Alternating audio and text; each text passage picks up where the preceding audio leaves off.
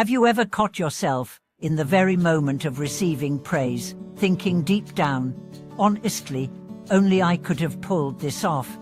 Have you ever noticed that after achieving a small success, your inspiration dwindled, relationships cooled, and your focus scattered even though, objectively, your circumstances were better than before? Welcome back to the channel, friends. I'm your familiar companion here. Today we are going to dismantle a tiny but devastating mind that can send someone from the mountain peak straight to the valley for pride.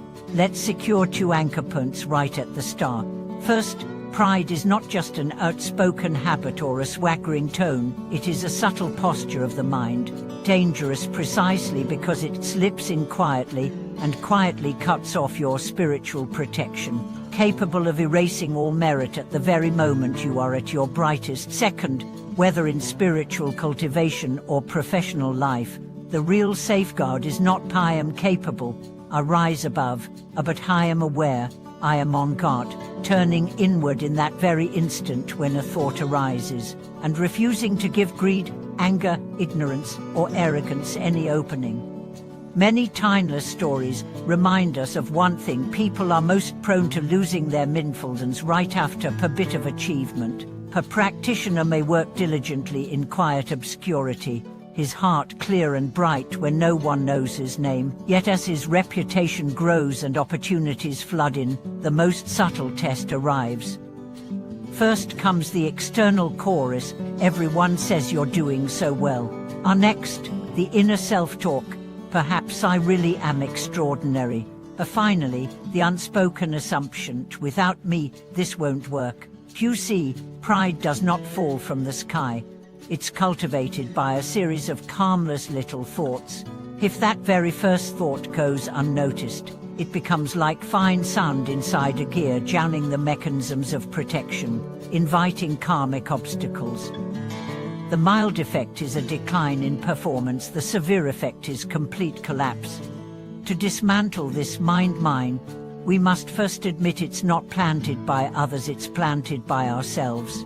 The most direct method is to turn pride from an abstract noun into a scene you can catch in the act.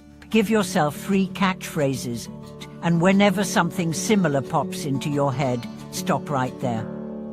Phrase 1, only I can get this done right. Phrase 2, who is he to teach me? Phrase 3, I've already surpassed them.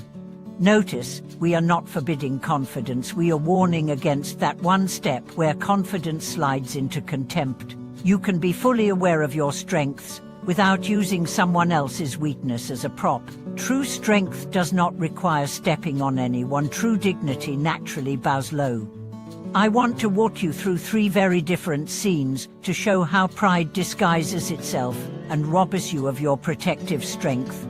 The first scene is in a place of spiritual practice. A young meditation student was the most diligent among the community.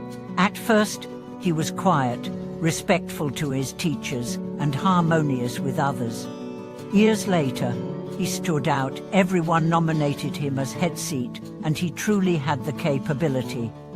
Yet during that period when everyone respected him, thoughts began to arise.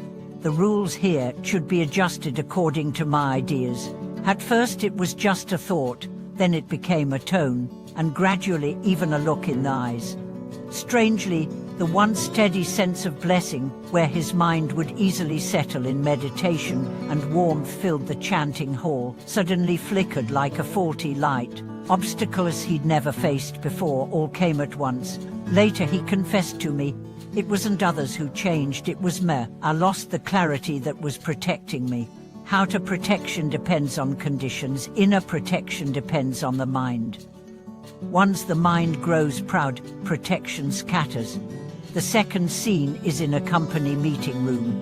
A project manager and trust through solid execution got promoted and was entrusted with the most critical project. In meetings, he began favoring I think and lie decide. The closer to key moments, the less he listened to others' input. His skill was not lacking, but his ego was too full. Any different opinion was interpreted as, you don't trust me. As a result, he missed 2 warning signs. One was an alert about a supplier's cash flow trouble, the other a small wave of customer complaints. At the post-mortem after the project failed, he realized he had received enough early signals to avoid disaster, but the inner voice saying "I already know" was too loud. For any professional, the most valuable thing is not a title, but the ability to always remain in that learner's seat.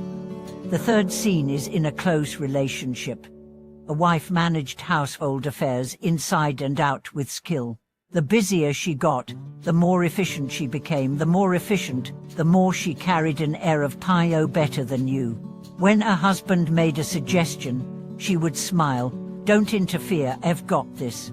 When her child made a mistake, she might say, "Why are you so stupid?"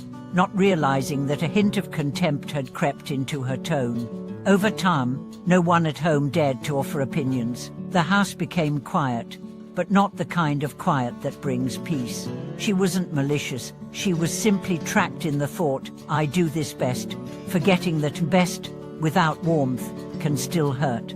Later she practiced pausing before speaking, setting aside a "no" and "I can," and instead asking, "What do you think?" Magically, the home came alive again. The child grew bolder, her husband smiled more, and she herself felt lighter.